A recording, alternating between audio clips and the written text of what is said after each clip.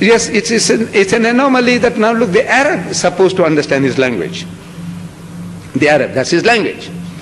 But he seems to have also lost the spirit behind the Quran.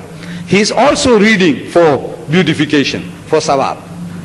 So I meet these Arabs. I meet them, I talk to them, and I'm asking them, you see, like in Kuwait, when I went to Kuwait, I saw, as I landed, the man who comes to pick me up from the ministry, sitting with me in the front.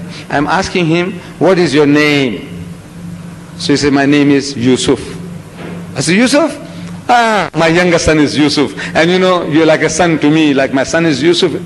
So my companion who had been to Kuwait before, he whispers to me that he's a Lebanese Christian. I said, oh, in other words, you better change the tune. You know, he's not what you're thinking.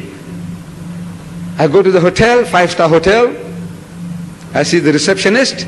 From his complexion and dial, I can make out he's a Hindi man from the subcontinent. So I'm asking him, where you come from? So he said, India. I said, where about? He said, Bombay. I said, you speak Gujarati? He says, no.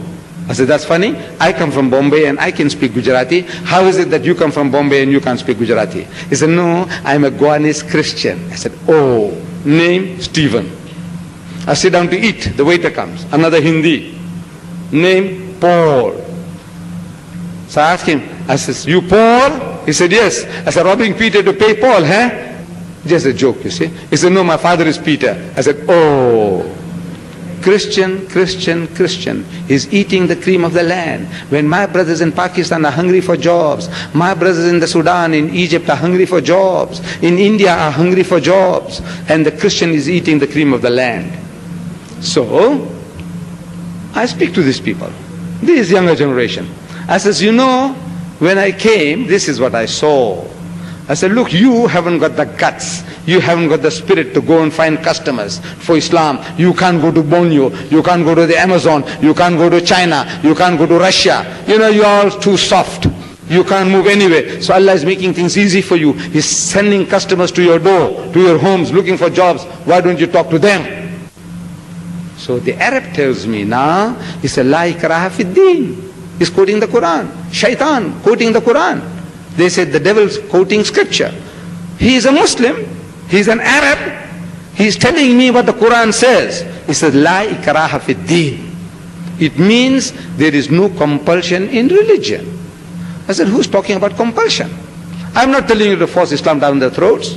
You, I said, 100 million, you can't extricate 1 square inch of land from the mouth of the Jew by force. Am I going to tell you, go and force the Americans to become Muslims, force the Chinese to become Muslims, force the Russians? Who's talking about force? Another guy, I tell him, he said, Lakum dinukum waliya din. This is quoting the Quran, the Shaitan.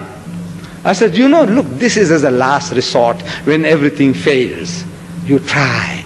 And when that guy says, hey, I'll put a knife through you, then Allah tells you to tell them, وَإِذَا خَاطَمُهُمُ الْجَاهِلُونَ قَالُوا سَلَامًا. When you meet the ignorant one, say peace. tum tumhare raaste, hum hamare raaste. That is as a last resort. If our Nabi started with that, there would have been no problem. If he started with that, we wouldn't have been Muslims today. But you see, he has lost the whole thing. But there's one thing good about the Arab. I'm hammering him, wallah, I'm hammering him. And I tell you, he loves it. This is the beauty of it. He loves it because he knows it's coming from the heart.